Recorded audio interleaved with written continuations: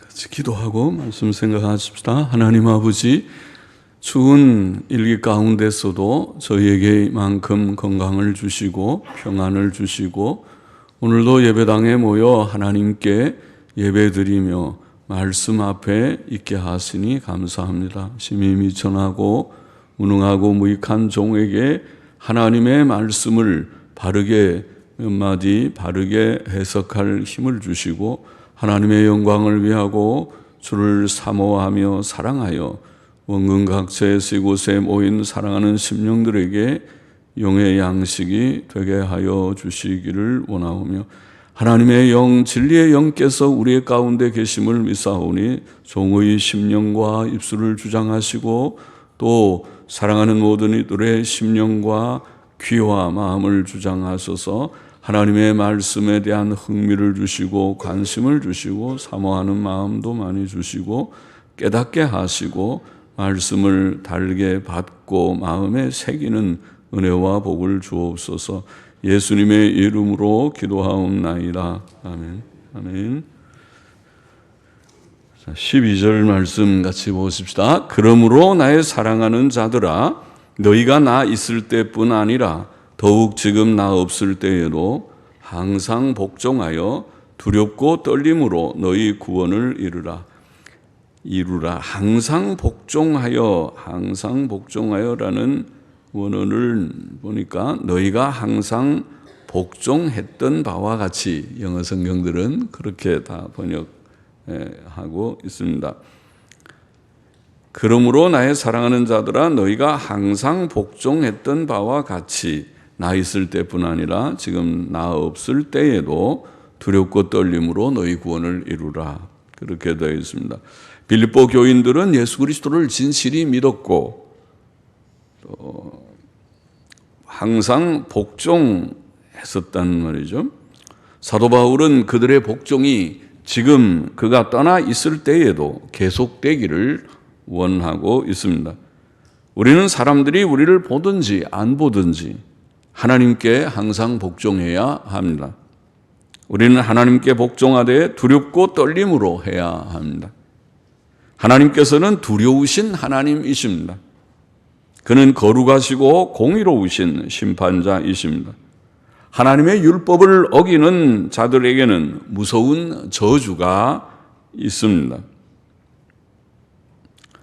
우리는 하나님의 은혜로 큰 구원을 받았지만 죄 가운데 떨어지지 않기 위해 항상 두렵고 떨리는 마음을 가져야 합니다. 죄의 결과는 매우 고통스러운 불행이기 때문입니다. 성경에서 구원은 죄 씻음과 의롭다 하심을 받는 것을 가리킵니다.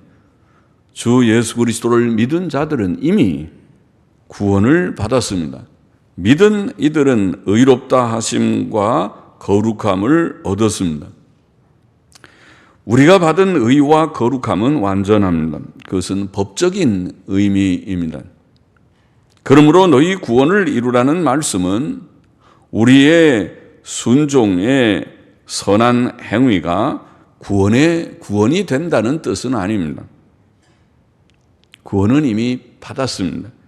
예수 그리스도께서 우리의 죄값을 다 지불하셨고 의를 이루셨고 그 의는 완전하기 때문에 우리는 우리의 구원을 위하여 무엇을 행할 필요도 없고 또 행할 수도 없습니다. 우리의 행위가 구원의 공로가 되지 못한다는 말입니다. 우리는 예수 그리스도께서 이루신 의를 오직 믿음으로 감사히 받고 그 의를 우리의 삶 속에서 나타내어야 할 뿐입니다. 아직도 예수님을 영접지 않은 자, 예수님의 의를 모르고 예수님을 믿지 않은 자는 물론 구원받지 못한 자고 죄 가운데 사는 자이니까 참 위험하기 그지없고 불행한 것입니다. 사람이 죄 가운데 산다는 것은 하나님과 단절되어 있다는 것이고 하나님과 대적의 관계에 있다는 것이니까 하나님께서 복을 주실 수 없고 노하실 수밖에 없을 것이니까 말이죠. 사도 바울은 다른 곳에서 우리의 구원이 하나님의 전적 은혜임을 밝히 증거했습니다. 로마서 3장 24절에 보면 그리스도 예수 안에 있는 구속으로 말미암아 하나님의 은혜로 값없이 의롭다 하심을 얻은 자 되었느니라. 하나님의 은혜로 값없이 의롭다 하심을 얻었다. 그렇게 되어 있어요. 이미 우리가 받은 것은 이런 은혜의 구원입니다. 로마서 4장 4절 5절에는 일하는 자에게는 그 싹을 은혜로 여기지 아니하고 빚으로 여기거니와 일을 아니할지라도 경건치 아니한 자를 의롭다 하시는 이를 믿는 자에게는 그의 믿음을 의로 여기시나니라. 그렇죠? 구원은 업보 사상이랑 다릅니다. 이 세상에 10대 종교 중에 기독교 외에 다른 모든 종교는 제일 기독교 가까운 유대교나 또 모세 오경을 인정하는 이슬람교나 다른 기독교를 제외한 9개의 모든 종교들은 한마디로 요약하면 업보 종교입니다. 행한 대로 받는다는 것입니다. 업보라고 그러죠. 행위 구원론입니다.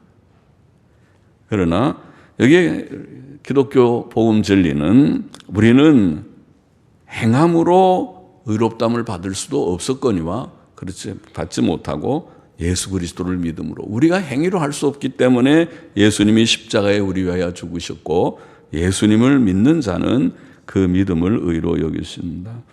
에베소서 2장 8절 9절도 분명하게 증거하기를 너희가 그 은혜를 인하여 믿음으로 말미암아 구원을 얻었나니 이것이 너희에게서 난 것이 아니요 하나님의 선물이라 행위에서 난 것이 아니니 이는 누구든지 자랑치 못하게 함이니라. 반복해서 말씀했죠. 은혜로 믿음으로 행위와 구별된 믿음으로 구원을 얻었다. 이것이 우리 속에서 난 것이 아니고 하나님의 선물이다. 선물은 내 행위의 대가가 아니죠. 행위의 대가는 보수라고 그러지 선물이라고 하잖아요. 구원은 선물이다. 하나님이 은혜로 주시는 선물이고 오직 믿음은 그저 빈손과 같이 주세요. 감사합니다. 하고 손을 내밀어서 그 선물을 받는 하나의 도구에 불과하다.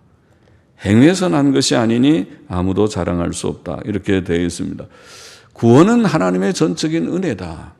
라고 성경은 분명히 증거하고 있습니다. 그러므로 너희 구원을 이루라는 말은 성도들이 예수 그리스도를 믿음으로 받은 구원, 곧 이미 얻은 의에 일치하는 인격이 되고 그런 삶을 살라는 뜻일 뿐입니다. 즉 순종의 생활을 강조하는 그런 말씀입니다.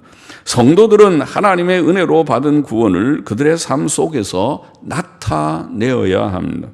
이것이 성화지요. 성화의 과정입니다. 우리의 성화는 비록 이 세상에 사는 동안에 불완전할지라도 하나님의 요구이고 우리의 마땅한 의무입니다. 우리는 완전을 목표로 한 성화를 위해 소극적이거나 게으르지 말고 날마다 그 목표를 향해서 열심히 달려가야 됩니다. 그것이 구원을 이루라 하는 표현입니다. 구원을 완성하노라. 이미 구원을 하나님께서 우리에게 주셨는데 법적 구원을 주셨는데 그 구원이 너의 인격과 삶 속에 나타나게 하라. 그 말은 뒤집어 말하면 죄 짓지 말라 그 말이죠. 하나님 섬길 줄 모르는 것이 죄고 예배 드릴 줄 모르는 게 죄고 예배가 뭐고 난 이게 귀찮다. 예배 시간 놀러 간다. 오늘 주일날 놀러 간다.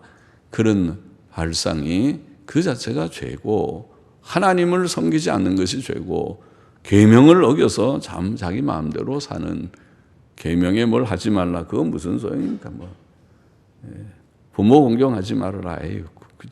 부모 공경하라. 귀찮다. 부모 공경 어떤 때는 막 엄마한테 아빠한테 막 대들고 말을 듣지 않고 살인하지 말라. 간음하지 말라. 도둑질 말라. 귀찮다. 내가 미워하고 싶으면 미워하고 욕하고 간음하고 싶으면 내가 원하는 내가 좋은데 뭐 둘이 서로 합의했으니까 우리는 괜찮다 그러고 선을 넘고 엉망진창으로 마음대로 살고 그러면은 하나님께서 그걸 가만두시겠습니까? 하나님께서 그걸 보고도 가만히 있으면 그건 죽은 하나님이죠. 하나님께서 그 생을 복되게 하겠습니까? 나중에 이제 큰 심한 고생을 하면서 그때 깨달을 수 있겠지만은 때가 많이 늦을 것이다. 그것이 그렇지 않게 지혜를 얻어야 될 것이다. 13절에 이는 원문에 이는 너희 안에 행하시는 이는 하나님이시니 자기의 기쁘신 뜻을 위하여 너희로 소원을 두고 행하게 하시나니 행하게 하심이니라. 사도 바울은 너희 구원을 이루라고 말한 후에 즉시 우리의 순종 생활, 즉 성화의 노력과 과정이 하나님께서 우리 안에서 하시는 일이라고 말하고 있습니다. 하나님의 영께서 우리 속에 거하십니다. 주의 피로 구속받았고 예수 그리스도를 믿은 성도들에게는 성령의 교통하심과 도우심과 인도하심이 있습니다. 로마서 8장 14절에 보면 무릇 하나님의 영으로 인도함을 받는 그들은 곧 하나님의 아들이라. 하나님의 영이 우리 가운데 계셔서 우리를 인도하십니다. 그것이 하나님의 자녀의 특징입니다. 그런데 우리 안에 계신 성령의 활동은 우리의 자발적 소원과 노력으로 나타난다고 오늘 본문은 놀랍게 표현하고 있습니다. 하나님께서는 사람의 자유의지를 사용하셔서 자신의 뜻을 이루어 가신다는 말입니다. 놀라운 말씀이죠. 하나님께서 행하시는 일들이 우리 속에 자원하는 그런 마음의 소원을 두고 하신 구원받은 성도들은 하나님의 기쁘신 뜻을 위하여 소원을 가지고 그 소원을 따라 행하는 것입니다. 경건해지려고 하는 소원, 거룩해지려는 소원, 의로워지려는 소원, 선해지려는 소원, 그것들은 하나님께서 주시는 소원이며 성령의 감동입니다. 구원받은 성도에게도 남아있는 죄성이 있지만 하나님께서 주시는 경건하고 선한 소원을 따라 행함으로 하나님께서 주신 구원이 그의 인격과 삶 속에서 나타나게 되는 것입니다. 14절 보십시다. 모든 일을 원망과 시비가 없이 하라. 자, 구원을 실제 삶 속에서 나타낸다고 하는 말은 구체적으로 무엇을 가리키는 것입니까? 그 한 예를 들어서 모든 일을 원망과 시비가 없이 하는 것이다. 그렇게 먼저 설명하고 있습니다. 교회에서 주의 일을 할 때 우리는 원망과 시비, 즉 불평과 다툼을 삼가야 합니다. 일할 때에 기쁨과 감사함으로 일하는 사람이 있고 투덜대고 불평하고 또 다투면서 일하는 사람이 있을 수 있죠.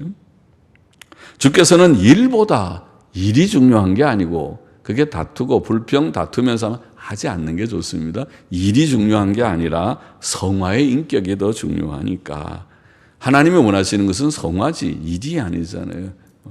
일은 누구든지 할 수 있어요. 또 할 것입니다. 할 사람들이 자원하는 사람들이 있을 수 있습니다.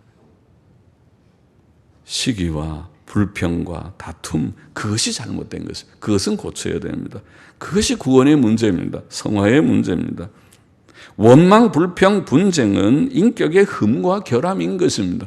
그래서 이 세상에서도 그런 인격은 어디든지 들어가면 다툼을 일으키게 됩니다. 가정에 들어가면 가정이 불화합니다. 직장에 들어가면 직장이 불화합니다. 예? 좋지 않은 인간성입니다. 그것은 죄악입니다. 불평, 원망, 분쟁 그것이 죄입니다. 우리는 그것들로부터 구원을 얻었습니다. 그러므로 우리는 마땅히 그러한 흠과 결함을 버려야 하는 것입니다. 우리는 교회에서 주를 위해 봉사할 때 원망, 불평, 분쟁을 버리고 항상 사랑과 협력과 하나님께 대한 감사의 마음을 가지고 행해야 하는 것입니다. 15절 보십시다. 이는 너희가 흠이 없고 순전하여 어그러지고 거스르는 세대 가운데서 하나님의 흠 없는 자녀로 세상에서 그들 가운데 빛들로 나타내며 성화의 목표는 한마디로 흠 없는 인격과 삶입니다. 이 세상은 항상 어그러지고 거스르는 세대입니다. 이 세상은 하나님의 바른 표준에서 볼 때 언제나 삐뚤어져 있고 하나님의 뜻에 대항합니다. 세상은 경건 대신 불경건을 택하고 거룩 대신 더러움을 구하고 의 대신 불의, 선 대신 악을 따르고 진실 대신 거짓을 택하는 세상이라고 할 수 있습니다. 그것이 가득한 세상, 죄악된 세상입니다. 하나님 없는 이 세상에 부패되지 않은 곳이 어디 있습니까? 사람들은 사회개혁을 부르짖지만 그것이 정말 가능하리라고 생각하는 사람이 얼마나 있겠는지. 성도들은 이렇게 어그러지고 거스르는 세상에서 구원받은 자들입니다. 그러므로 그들은 불경건하고 부도덕한 이 세상에서 구원받은 자들다웠게 경건하고 도덕적인 삶을 살아야 한다는 말씀입니다. 성화는 바로 실제적인 경건과 거룩을 의미합니다. 구원받은 성도들에게 기대되는 삶은 이렇게 흠없고 순전한 삶, 즉 신앙적으로 도덕적으로 책망할 것이 없는 삶입니다. 그런 삶이 바로 이 세상에서 빛이 되는 것입니다. 너희가 이 세상에서 거스르는 이 세상에서 빛들로 나타난다는 말이 이것입니다. 성경은 하나님을 모르고 부도덕한 세상을 어두운 세상이라고 부르지요. 어두움은 무지와 부도덕과 또 슬픔을 가리킵니다. 그러나 구원은 빛입니다. 그것은 지식과 도덕성과 기쁨의 회복이라고 할 수 있습니다.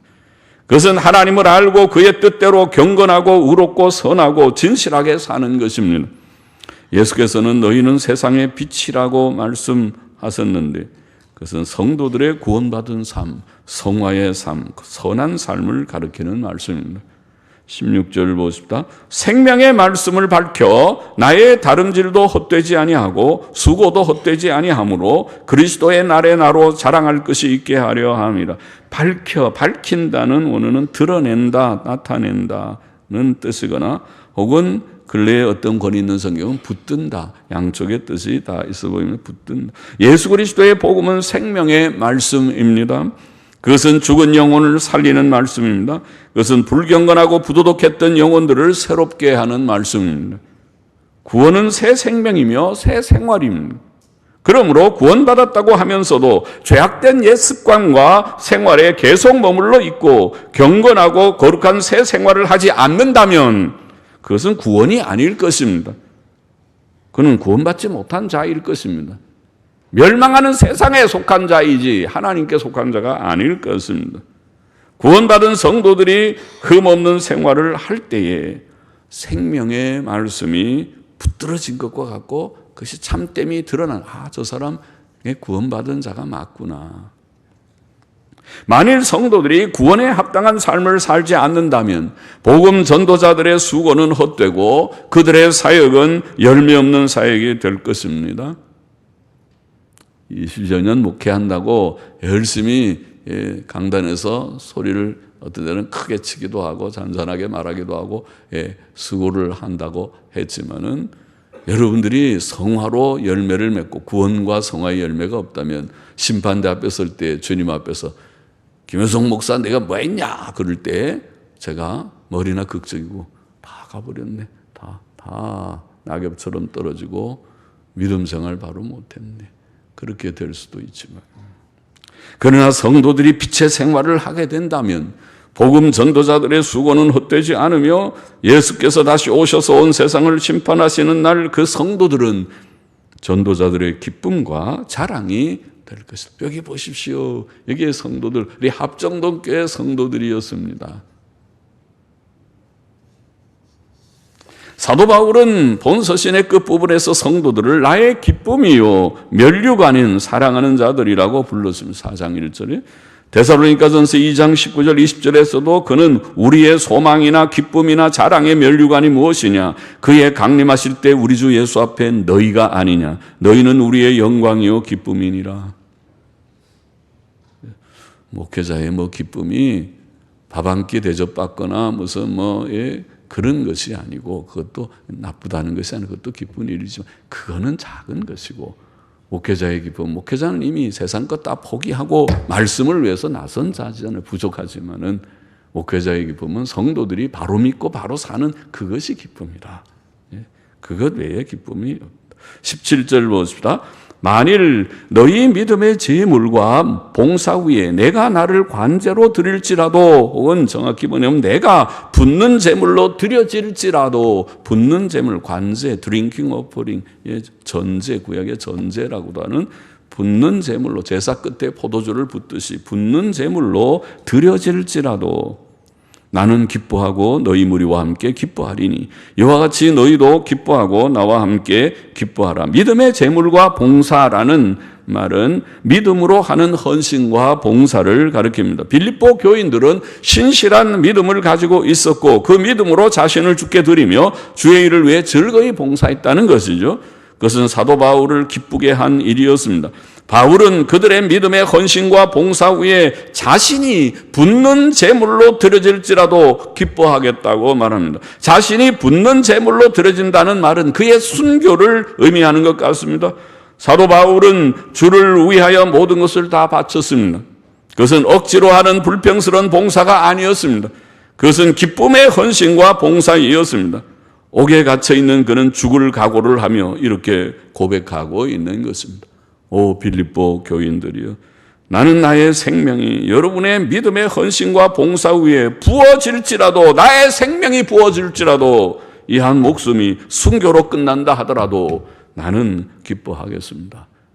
그러니 여러분도 기뻐하십시오. 이런 말이죠.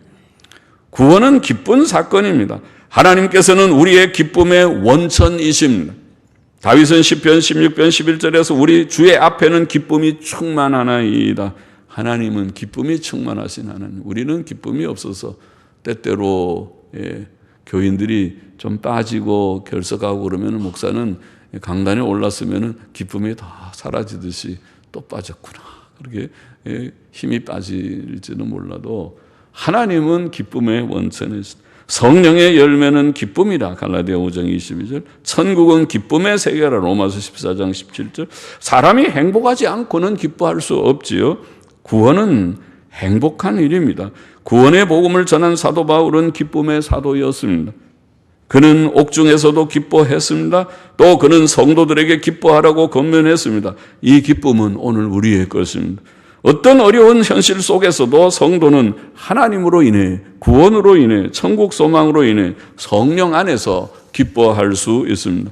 이것은 구원받지 못한 자들은 알 수 없는 일입니다. 저 무슨 말 하는지. 기쁨은 뭐 돈이 있어야 기쁘고 건강하고 놀 게 있어야 기쁘지. 저 무슨 말인가 못 알아들을 수 있는 말이죠. 그러나 예수 그리스도를 믿고 구원의 새 생명을 얻고 구원에 합당하게 주께 순종하며 흠없는 삶을 위해 열심히 노력하는 모든 진실한 성도들은 이 세상에서 항상 이 기쁨을 체험할 것입니다.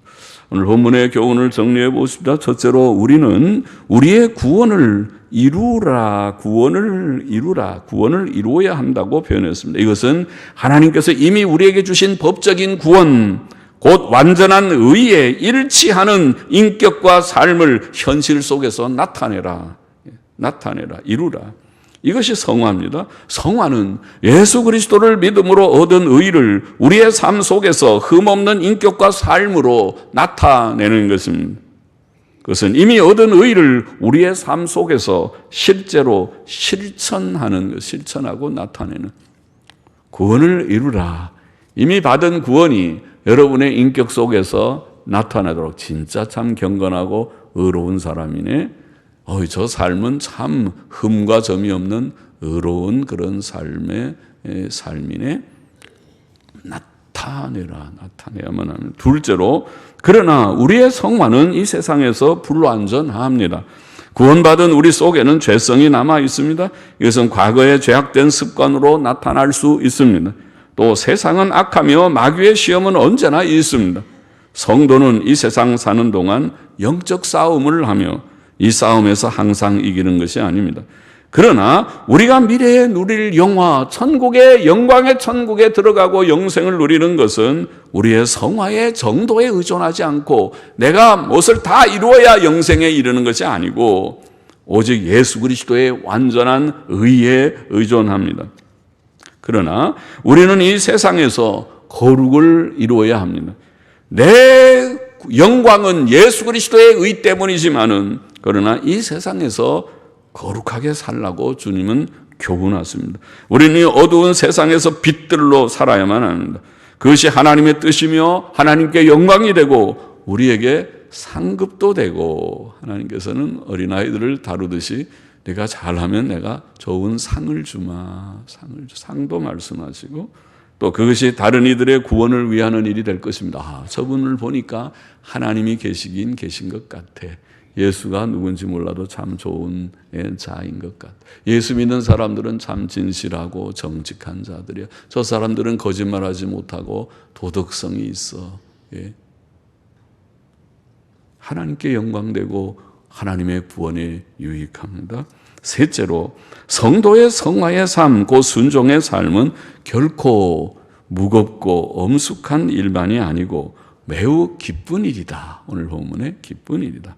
구원에 합당한 삶, 곧 흠없는 삶을 살고자 순종하며 애쓰는 자들은 이 기쁨을 받아 누리게 될 것입니다. 하나님께서는 기쁨의 하나님이십니다. 우리에게 기쁨을 주시는 하나님이십니다.